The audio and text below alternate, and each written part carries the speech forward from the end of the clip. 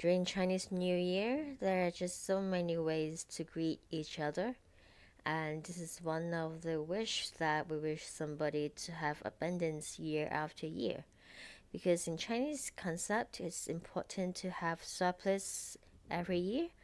That you have savings and you won't spend everything. So you have some savings for the next year, and hope that the next year, the coming year, will be good as well.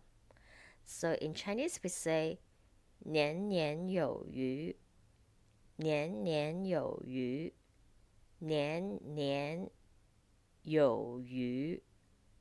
年 means year, 有 means have, 余 means abundance or surplus. So altogether, 年年有余，年年有余。Abundance year after year. Alright, so I hope you like this phrase. And there are just so many other phrases that you will hear during Chinese New Year when Chinese people, greet each other when they visit their houses. So let me know if you want to learn more about these phrases. Feel free to leave me a message.